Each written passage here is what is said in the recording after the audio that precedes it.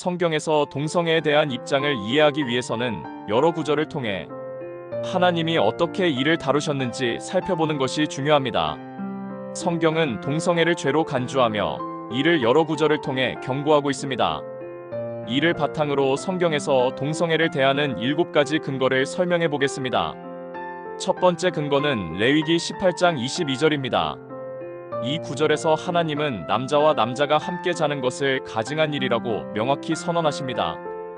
너는 남자와 남자가 같이 자는 것을 가증한 일이라 말하라. 이는 가증한 일이라. 이 구절은 하나님께서 인간의 도덕적 기준을 설정하시고 동성애가 그 기준에 맞지 않음을 분명히 하셨음을 나타냅니다.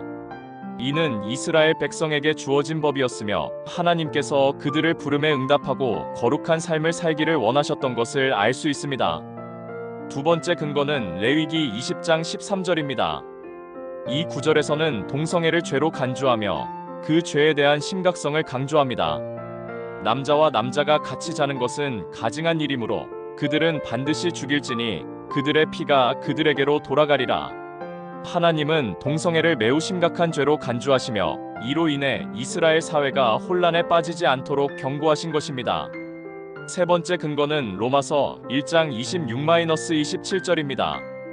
이 구절에서 바울은 동성애를 하나님이 창조하신 자연적인 질서에 어긋나는 행위로 설명합니다.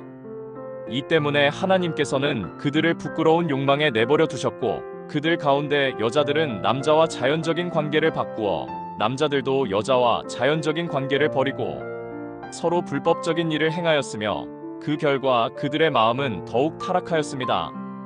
바울은 동성애가 인간의 본성과 하나님이 창조하신 자연적 질서에 위배되는 행위라고 경고하며 이러한 행위가 결국 타락과 심판으로 이어질 수 있음을 강조합니다.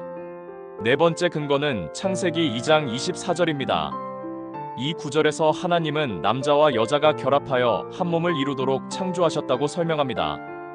그러므로 사람이 부모를 떠나 그의 아내와 연합하여 둘이 한 몸을 이룰지로다. 이는 결혼이 남자와 여자의 결합으로 정의됨을 의미하며 동성애가 하나님이 의도한 결혼의 정의와 창조 질서에 어긋난 행위임을 알 수 있습니다. 다섯 번째 근거는 고린도전서 6장 9-10절입니다. 이 구절에서는 동성애를 포함한 여러 죄가 하나님의 나라를 유업으로 받지 못한다고 경고하고 있습니다. 불의한 자들이 하나님의 나라를 유업으로 받지 못할 것을 알지 못하느냐? 속지 말라. 음행하는 자들과 우상 숭배하는 자들, 간음하는 자들, 남색하는 자들, 도둑질하는 자들, 탐욕을 부리는 자들, 술 취하는 자들, 욕하는 자들, 속이는 자들은 하나님의 나라를 유업으로 받지 못하리라. 이 구절은 동성애를 다른 죄들과 함께 언급하며 그것이 하나님의 뜻에 어긋나는 것임을 분명히 하고 있습니다. 여섯 번째 근거는 디모데전서 1장 9-10절입니다. 이 구절은 동성애를 죄로 간주하며 그것이 하나님의 법과 도덕에 반하는 행위임을 언급합니다. 이 법은 의인을 위한 것이 아니요 불법한 자들과 반역자들과 경건하지 않은 자들과 죄인들에게 거룩하지 않은 자들과 속된 자들과 아버지를 때리고 어머니를 때리는 자들과 살인자들에게 음행하는 자들과 남색하는 자들에게. 이 구절에서 동성애는 다른 여러 가지 부도덕한 행위와 함께 죄로 언급됩니다. 마지막으로 일곱 번째 근거는 유다서 1장 7절입니다. 여기서 성경은 소돔과 고모라가 동성애를 포함한 여러 죄로 멸망당했다고 말합니다. 소돔과 고모라와 그 이웃 도시들이 같은 모양으로 음란을 행하고 다른 육체로 죄를 지은 것처럼 그들은 영원한 불의 형벌을 받으며 이는 우리에게 본이 되니라. 소돔과 고모라는 동성애를 포함한 여러 죄로 멸망했으며 이 사건은 동성애가 하나님의 뜻에 어긋나는 죄임을 경고하는 본보기가 됩니다. 성경에서 동성애에 대한 입장은 매우 분명합니다.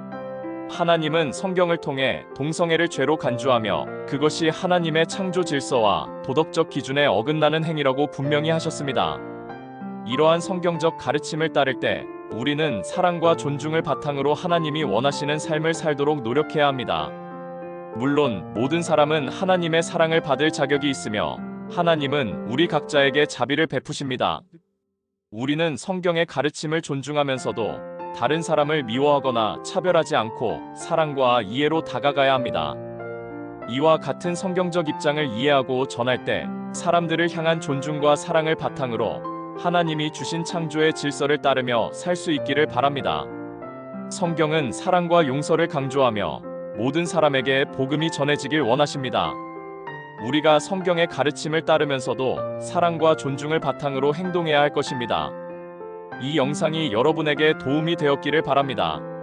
성경적인 관점에서 동성애를 이해하는데 조금이나마 도움이 되셨다면 좋겠습니다. 오늘 다룬 내용에 대해 여러분의 생각은 어떤가요? 댓글로 여러분의 의견을 나눠주세요. 그리고 구독과 좋아요도 부탁드립니다. 감사합니다.